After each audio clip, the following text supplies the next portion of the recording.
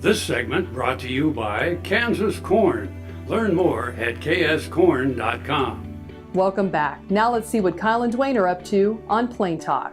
Hi, this is Kyle Bauer with Plain Talk with the squinting Duane Toews. Your fact or fiction question of the day, Kyle Bauer. A male jack refers to a male donkey, while a female donkey is a Jill. Fact or fiction? Well, I should know this. I thought a female was a Jessie. I thought it was a Jack and a Jessie. Oh, dear. That's a rock song, isn't it? I don't know. It's been so long since I was able to rock my songs. It's like, I don't know. Yeah, Jill doesn't sound right. I'm going to go with fiction. It is fiction. Is it a Jessie? No, it's a Jenny. Jenny. Yeah. Whew.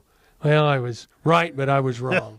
You were right for all the wrong reasons. For all the wrong reasons. Well, that'd be better than being wrong for all the right reasons, don't you think? Been there a couple times. Yeah, exactly right. Unfortunately. Early politicians required feedback from the public. Required? Well, sure, they wanted to know if they were going to get reelected. You can ask for it. To determine what people considered important, and there wasn't a way. Couldn't do telephone polls, certainly couldn't do internet conference polls. call. Right, exactly.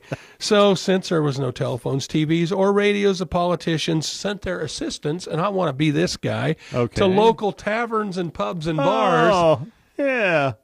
I'm doing background work. I'm an assistant to the politician. Yeah.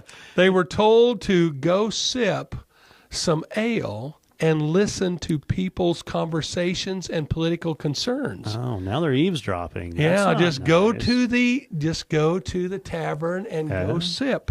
Okay. Well, I'm not much of a sipper myself. Yeah, I was going to say, I'd forget everything I heard before the night was over. Many dispatched at different times, so they would go sip here and go sip there.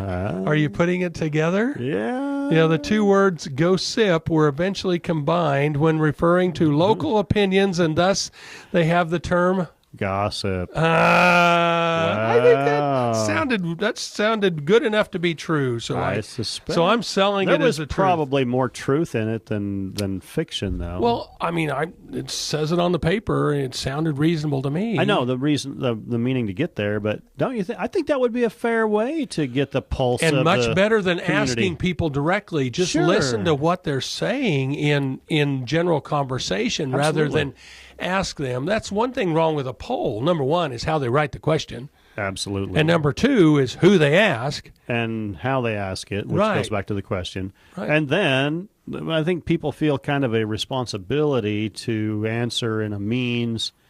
I think you get both ends. I think you get the pleasers that answer the way they think they want the poll to come out, and then you get those that are not happy, and they're going to make sure their voices are heard. And in fact, in dissension. In the most recent election, they claimed that was one of the reasons that it was hard to poll that, because a lot of people voted for President Trump who wouldn't admit it in public. Right.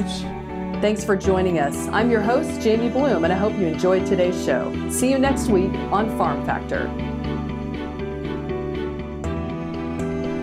Closed captioning brought to you by Ag Promo Source. Together we grow. Learn more at agpromosource.com.